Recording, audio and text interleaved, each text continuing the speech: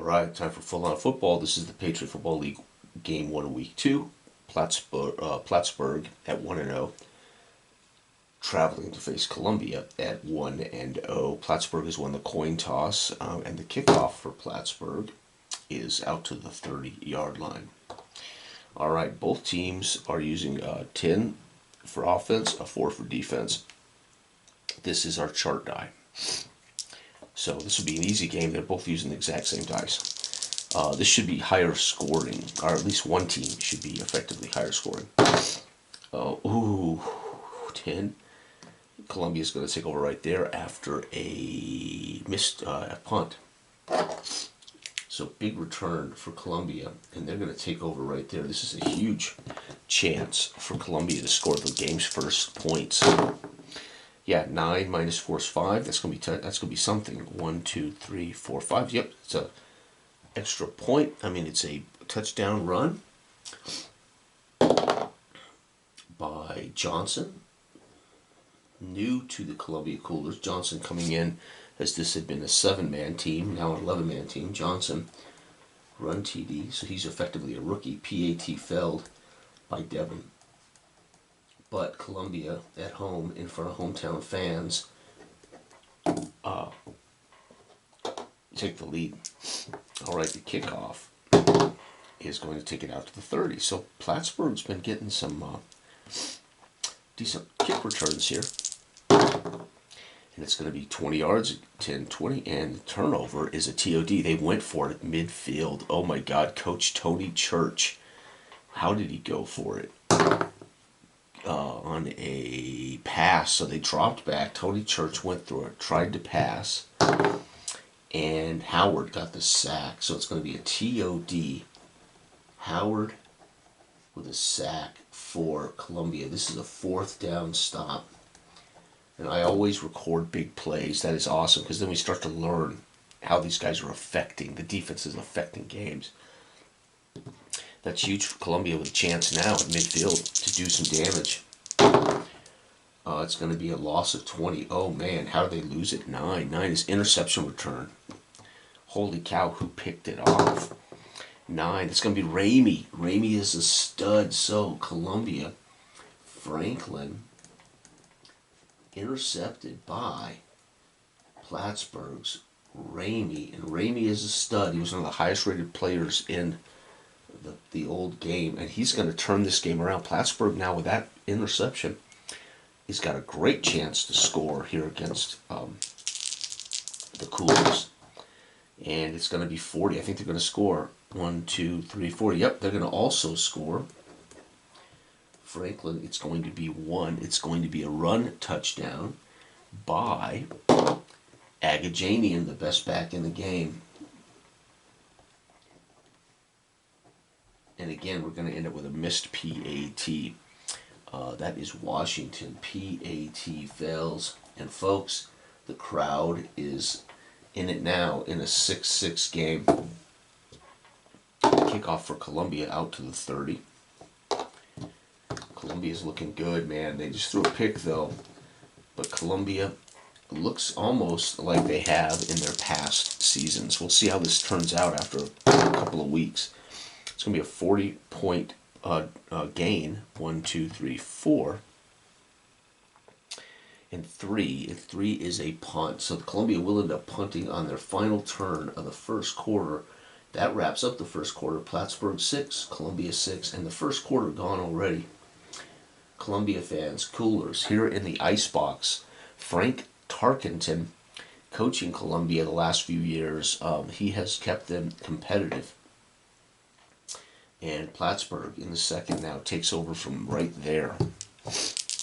Plattsburgh. Oh, wow. Great drive for Plattsburgh.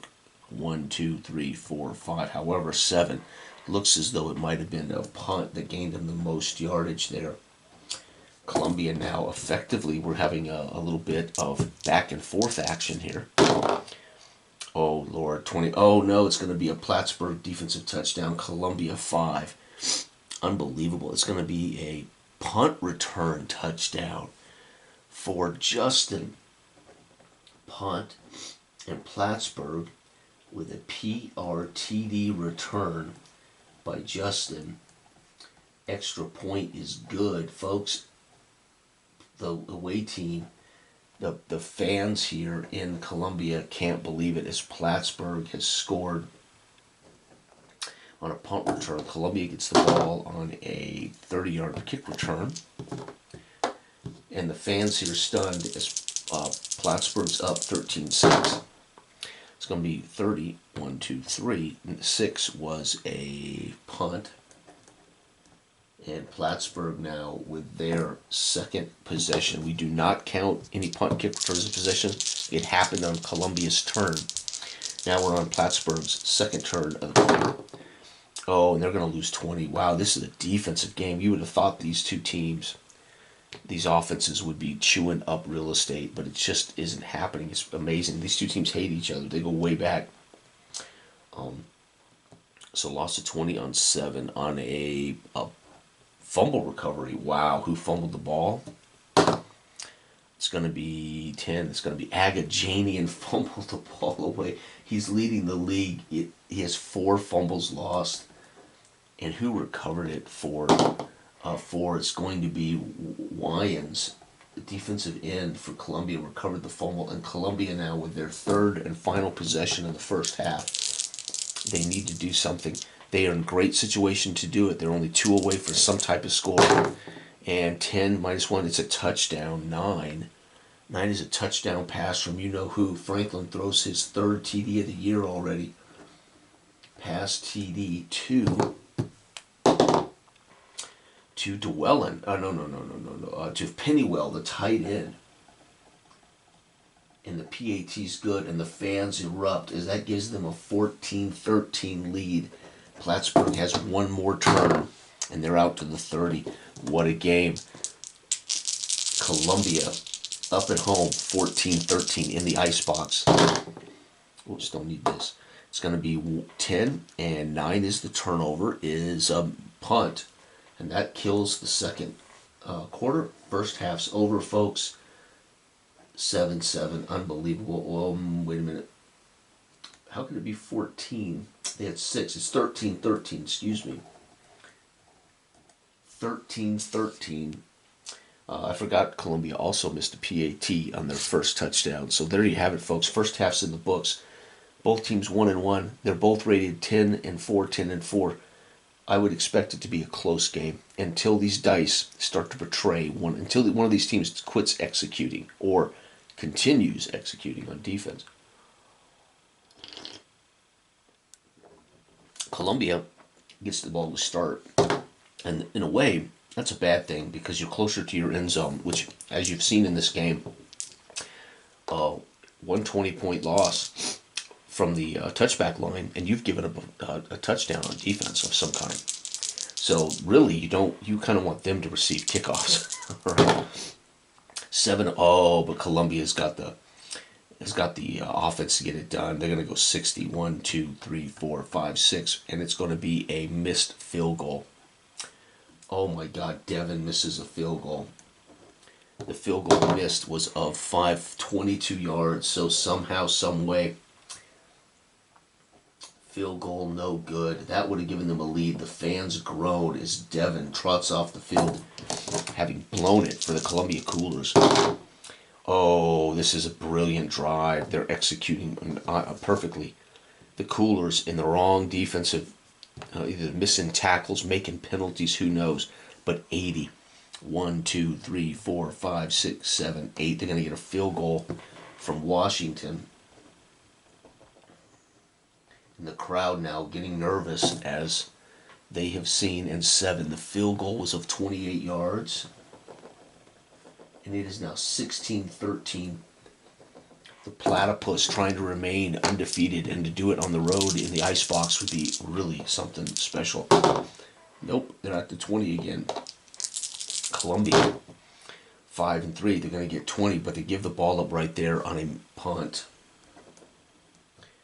And Plattsburgh now with a great opportunity to take a two possession lead. They're going to go 2. And 7 says they're going to punt.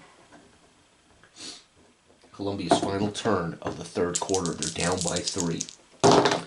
and Columbia's going to go 20. And again, they give the ball up to 40 on a punt. This is amazing. What a game. And Plattsburgh with one more score almost seals this game unless the Columbia in the fourth has a remarkable fourth.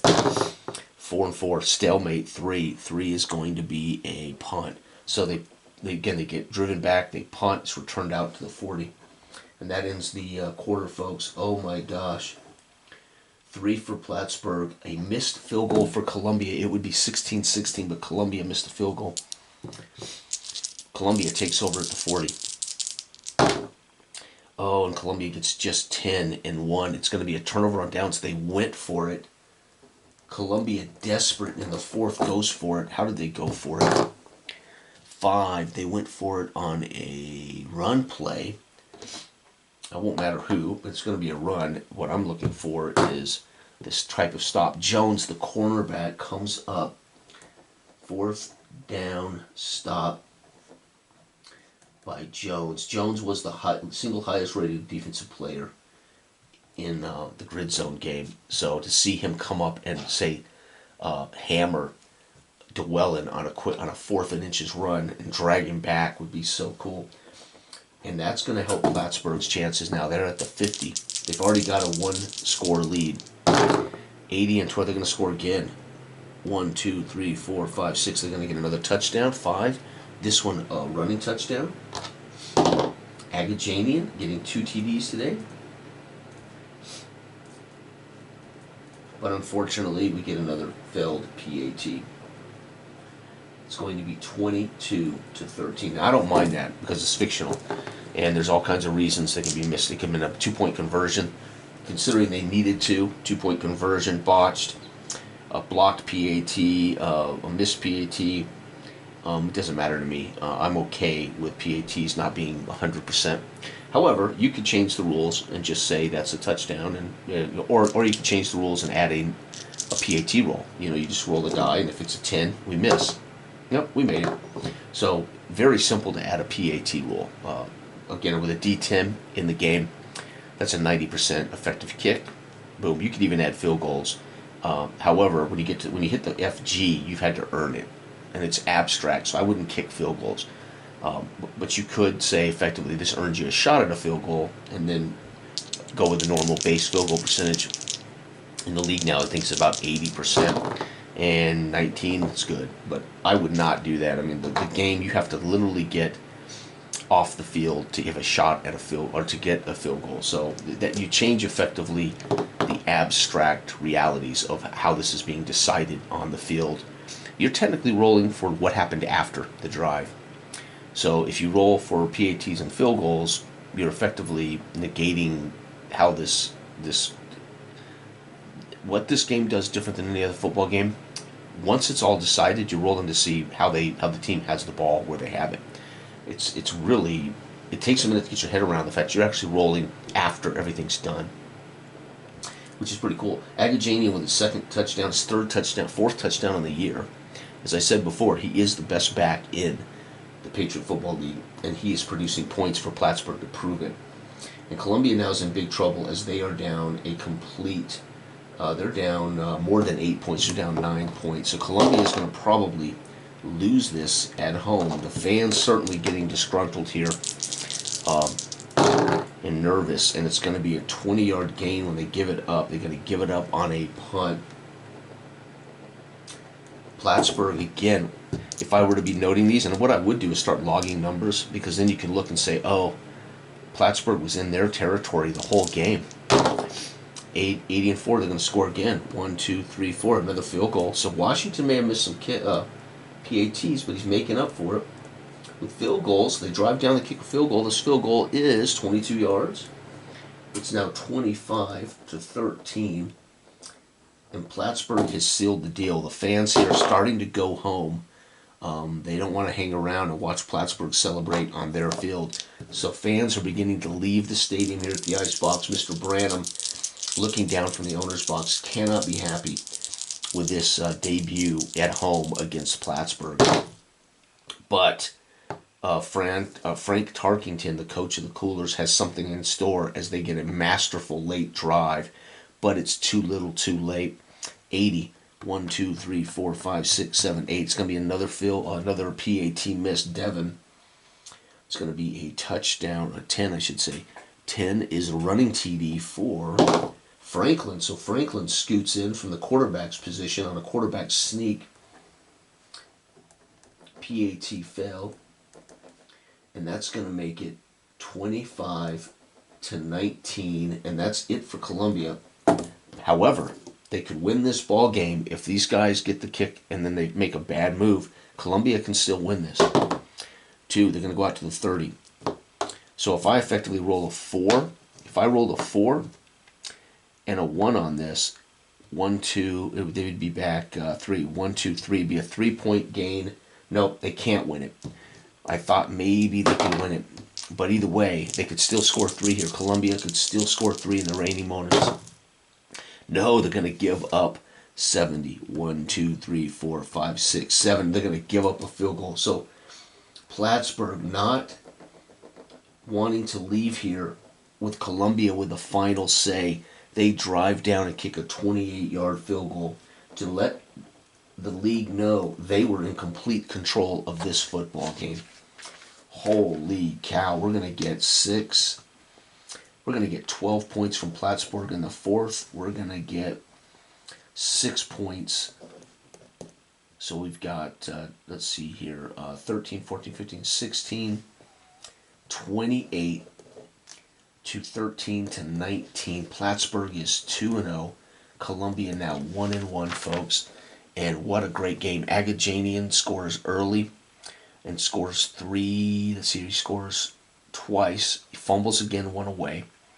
Washington gets 2 late field goals. Franklin gets a touchdown run. Unbelievable. We get a turnover on downs in this game. It's just brilliant. 28-19. Plattsburgh now has scored 27 or more points in both their games. And Columbia is scored 17 and 19. So they're averaging 18.5 points a game, right? Unbelievable. That is game 2, Plattsburgh and Columbia. I'm digging it. I mean, and it's that fast. So what I love about it is we're doing turns. Everybody's guaranteed their 6. And because of that, there is not that final drive that's meaningless. Because now it could be meaningless if it was 40-7. Then most of the game is meaningless once a team's up 40-7. But with this game, most games should be within a couple of possessions. Well, I shouldn't say that. You could have interception returns like bang bang, which hurt you. So yeah, you could see huge blowouts in this because the dice are linear and they are weighted against each other. It's going to keep everything in the acceptable probabilities of football.